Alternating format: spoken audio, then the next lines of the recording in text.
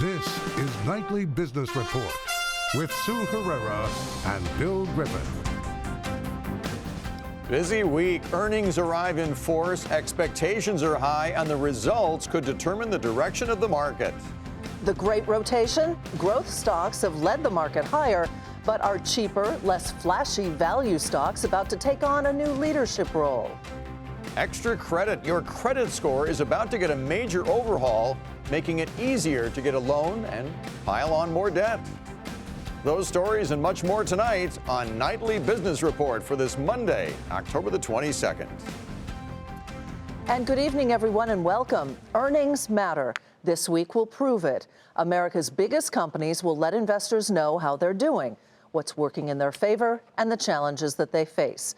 That fundamental information will allow investors to analyze new trends and make smart decisions when it comes to their money. This week, 10 Dow components will report, along with roughly 150 S&P 500 members. Dominic Chu has more on this week's packed earnings calendar. Just about everyone who cares about markets will care a lot more this week, given the number of earnings stories that will be scrutinized. While the initial string of earnings reports over the past week or so have been mainly focused on the big banks, this week will provide a wider spectrum of industries and sectors. If you're looking for a take on the global economy and the construction business, try Caterpillar. It reports on Tuesday, with close attention being paid to what it says about China. How about the state of big-ticket consumer spending? Ford Motor reports on Wednesday. The automaker could comment on the impact of tariffs and higher commodity costs. What about communications and retail? You've got Amazon, Alphabet, and Facebook. They're on Thursday. The potential for internet regulation and the handling of user data is on investors' minds. And what about those consumer staples? Colgate-Palmolive reports on Friday, and we'll likely hear whether its recent price hikes have paid off. The busiest day of this season happens on Thursday, so buckle up for quarterly results from roughly 66 companies in the S&P 500 on that day. For Nightly Business Report, I'm Dominic Chu. And all of those earnings reports could shed light on a few major issues the market's facing right now. Bob Pisani picks up the story from there. So far, about 20% of the S&P 500 has reported earnings, but this week the focus will shift to technology companies. We'll hear from the likes of Microsoft, Amazon, Intel, and Google parent Alphabet.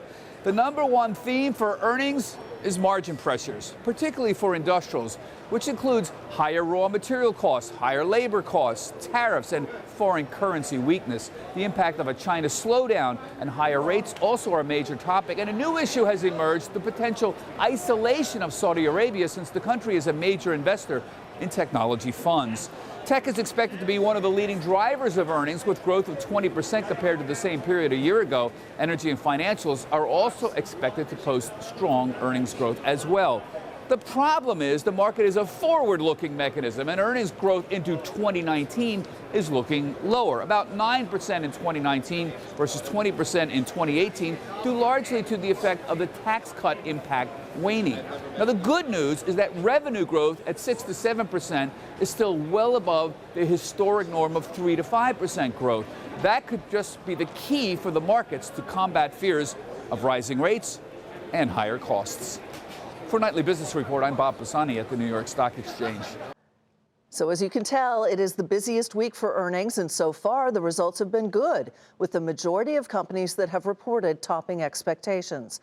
On tap this week, as we mentioned, are the financial reports from a number of giants, including Amazon, Alphabet, and Boeing. So joining us now to discuss how this quarter compares to the last period is Mike Thompson, president of S&P Investment Advisory Services. Welcome back, Mike. Nice to see you again. Hi, Sue. It looks like, from everything that I've been reading, that it's going to be a pretty darn good quarter, maybe off a little bit from last quarter, but still nothing to shake a stick at. No, that's right, Sue. Looking probably right now, you can probably say that 22% is probably a pretty good number. I expect that number may creep up a little bit to 23, 24%. What I like about this quarter is that the three sectors that really make up a successful earnings season are looking really good. Financials, already we've seen a preview of them, and the expectation is for them to have almost 40%. Actually above 40% earnings growth.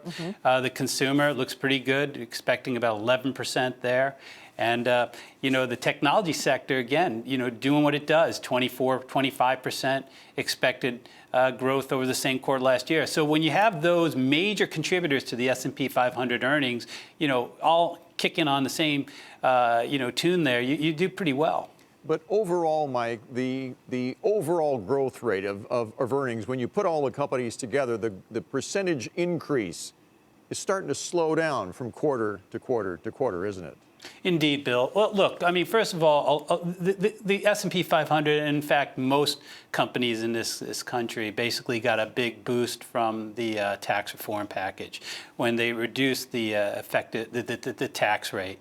So that boosted up earnings. And what will happen is it's just the law of numbers. It's the comparables become harder to basically beat those numbers. That said, even if earnings grow slow, the absolute amount of earnings continues to go up.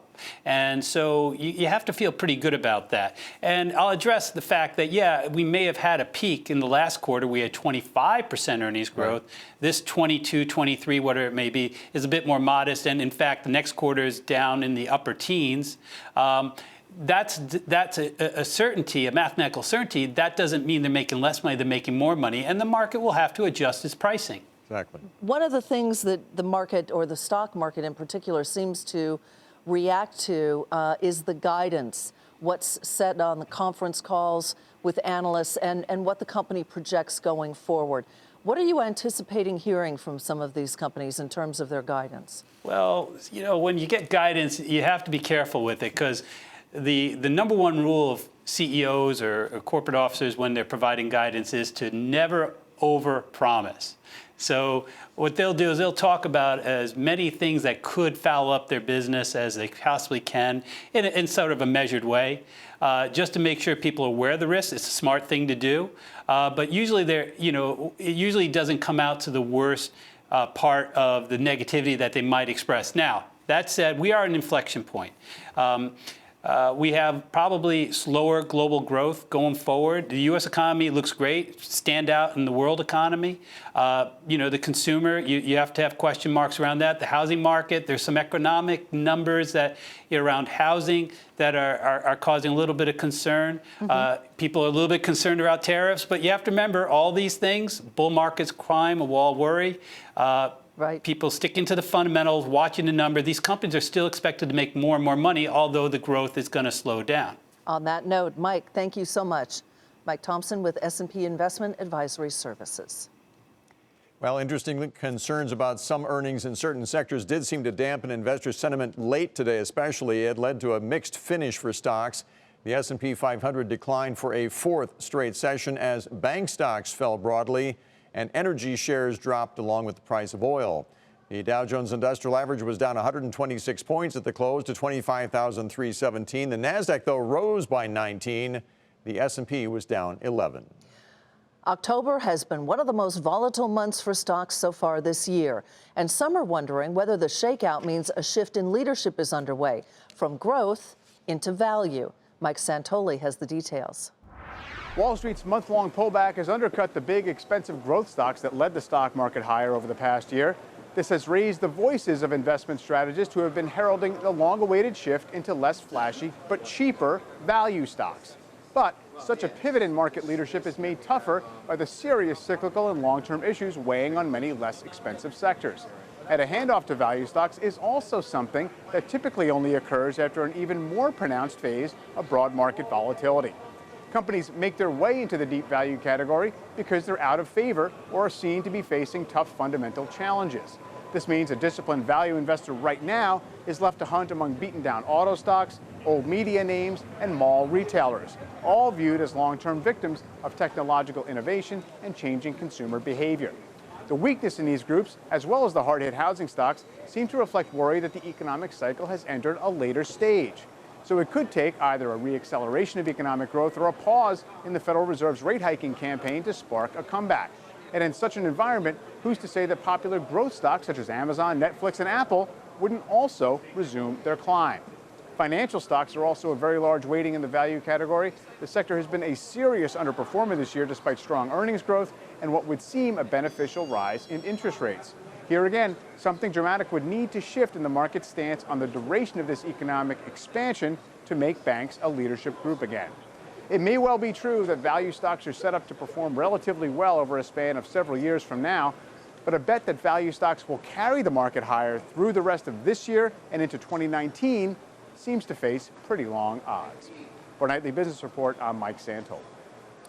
Monday began with a huge rally in the Chinese stock market. The Shanghai index rose a very strong 4% after Chinese authorities over the weekend pledged to do whatever it would take to support China's economy and offset the negative impact of U.S. tariffs.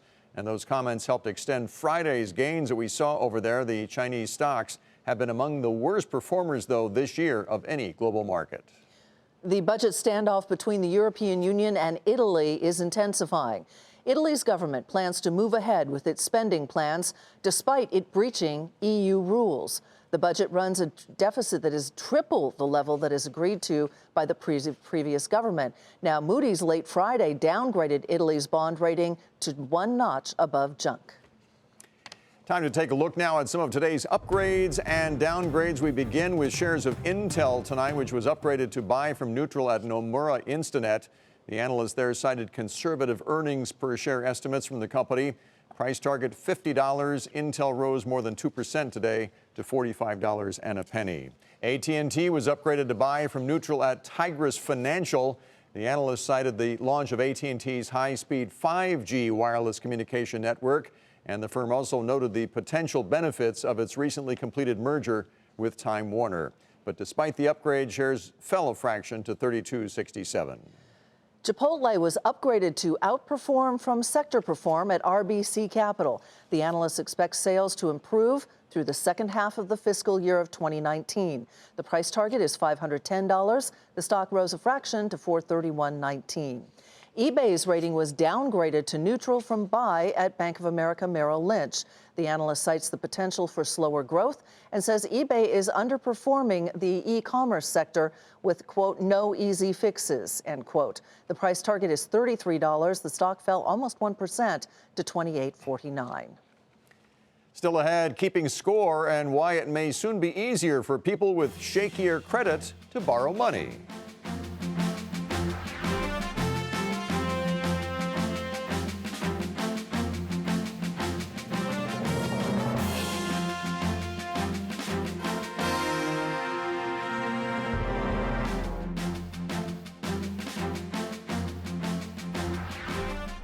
Houston could soon become the new hub for U.S. oil pricing with the launch of a new futures contract. This new contract will price West Texas oil that is pulled from the oil-rich Permian Basin and then delivered to a terminal along the Houston shipping channel.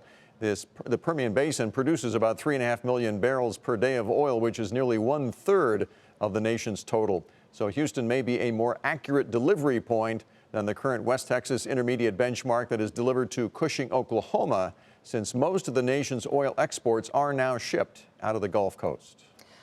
As we reported, the Treasury Department outlined a proposal on Friday designed to increase investment in some of the nation's poorest areas. Though there are supporters of that idea, there are also critics. Elon Mui is in Washington tonight. San Juan, suburban Maryland, and Sparks, Nevada. What do they all have in common? They're all in Opportunity Zones, the newest government effort to encourage development in low-income neighborhoods.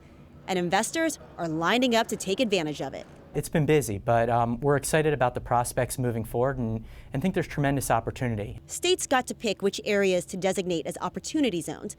There are 8,700 of them across the country, with an average poverty rate of more than 32%. Investors with capital gains in their portfolios can defer their tax bills by taking that money and putting it in an Opportunity Zone. If they keep it in there long enough, they can discount those gains by up to 15%. And any profit from the investment in the Opportunity Zone is tax-free after 10 years. The incentive is really a graduated incentive that rewards patient capital. The goal here is to get equity capital off the sidelines and over a long term see that capital invested and reinvested into low-income areas. Lettieri estimates there's a pool of more than $6 trillion in unrealized capital gains here in the U.S. But critics say all that money might not go to the places that need it most. It is going to catalyze some investor action.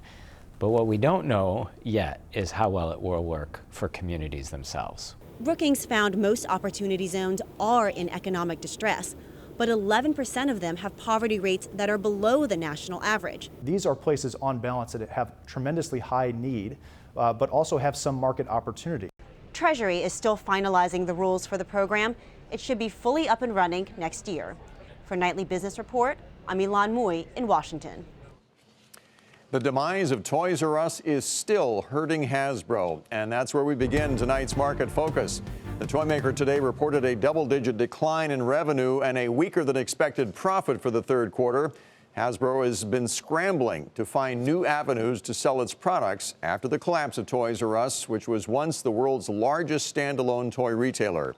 Hasbro executives also confirmed that they will lay off up to 10% of the company's workforce. Stock fell 3% today to $95 and a penny.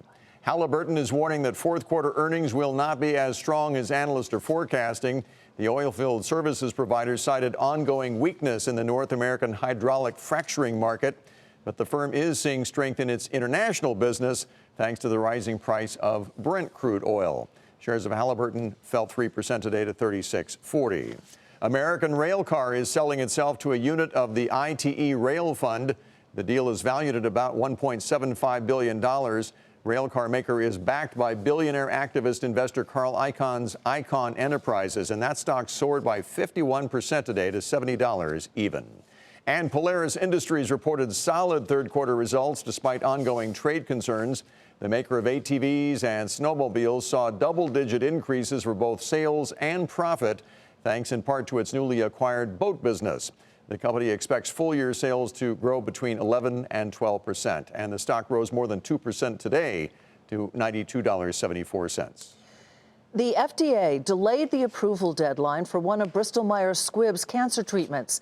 The company now expects the regulator to rule by next May on its experimental combination of drugs to treat lung cancer.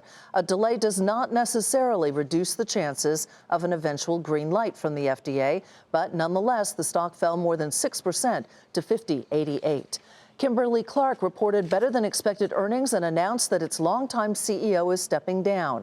Company veteran Michael Hsu will take over next year. The change comes amid a company restructuring. Like other packaged goods makers, Kimberly-Clark is facing rising commodity and transportation costs. The stock dropped more than 3% to $106.40. And Caesars Entertainment is reportedly set to reject the takeover offer from Tillman Fertitta, which we told you about last week. The company believes that such a takeover would saddle Caesars with too much debt. Fertitta owns the Golden Nugget Casino. The shares of the stock fell today about 7% to $9.49. Well, the number that determines your credit worthiness is about to get a major overhaul. Fair Isaac, that's the company behind the widely used FICO score, plans to launch a new credit scoring system next year. It's called the Ultra FICO score.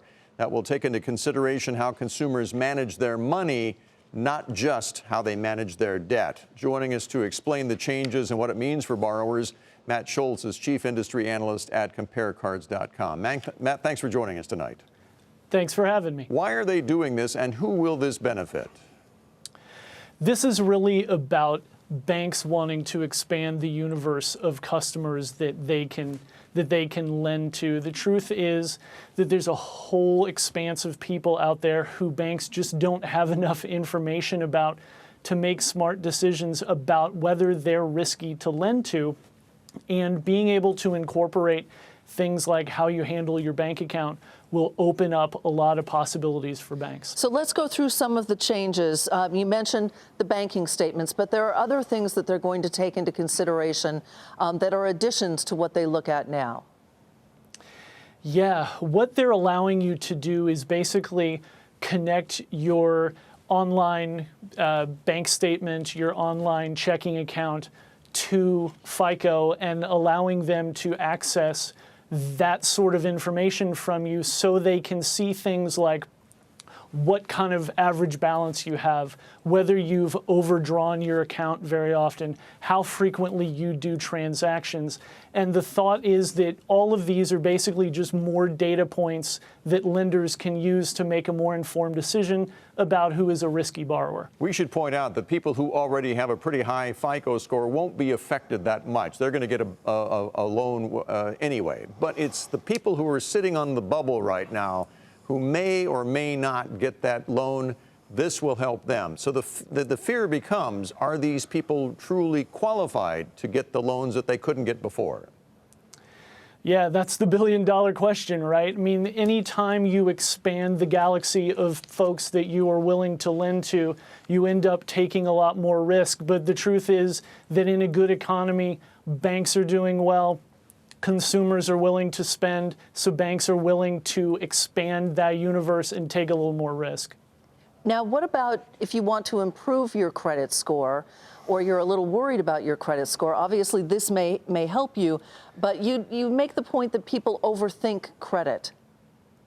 Yeah, people absolutely overthink credit. They think it's this mysterious, nebulous thing, and in some ways it is, but really it comes down to three things, and that's paying your bills on time every single time, keeping your balances as low as you possibly can, and not going too crazy applying for too much credit too often. If you do those three things, lather, rinse, repeat over the course of years, your credit's going to be just fine. It's not rocket science sometimes.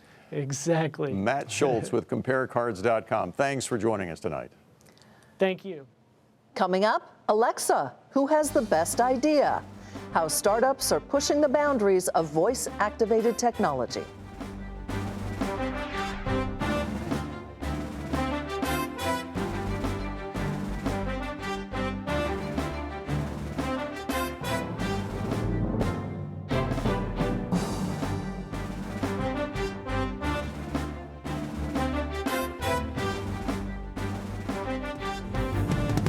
Wow, is there a lot to watch for tomorrow? Dow Components, 3M, Caterpillar, McDonald's, United Technologies, and Verizon all report their earnings tomorrow.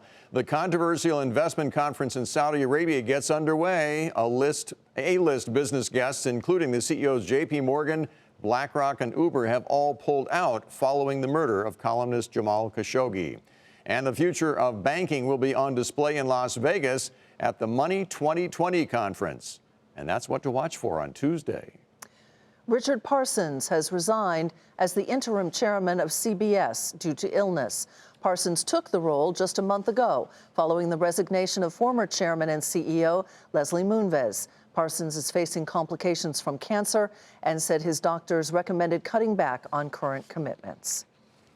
Facebook is reportedly looking to acquire a cybersecurity firm in the wake of its most recent breach. According to reports, such an acquisition would allow the social media company to gain key security talent. It is not, however, clear what kind of security help that Facebook is interested in acquiring. Amazon wants Alexa to do more, and that means finding the next big idea in voice-enabled technology.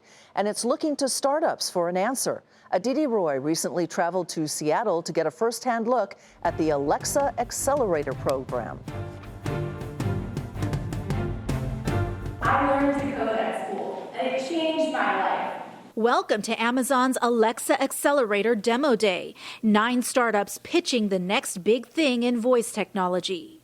They include Unruly, which creates interactive STEM games for kids. The founder and I played whack-a-mole after she coded the game on her tablet using her platform. Unruly and the other accelerator companies are all backed by the $100 million Alexa Fund, which looks for companies that will help expand Alexa's skill set. Amazon started the accelerator last year, and the founders of the startups in the program spend 3 months working on their companies, getting mentored by Amazon leaders. The Alexa Fund started in 2015 and has funded 50 companies, including smart home company Ring, which Amazon acquired for a reported $1 billion earlier this year. The director of the Alexa Fund, Paul Bernard, says portfolio companies provide a glimpse into Alexa's future. Many times the companies that we invest in introduce first-of-kind use cases. He points to Blue Tag as a good example of a company we could end up interacting with through Alexa in the future. The platform lets you shop with third-party retailers using just your voice. Alexa, find me some black jumpsuits from Ambiance Boutique.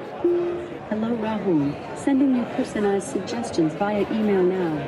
The service plays into a core consumer behavior that Amazon's trying to disrupt, the way we search. By using just our voices, Amazon's taking us away from our phones and laptops.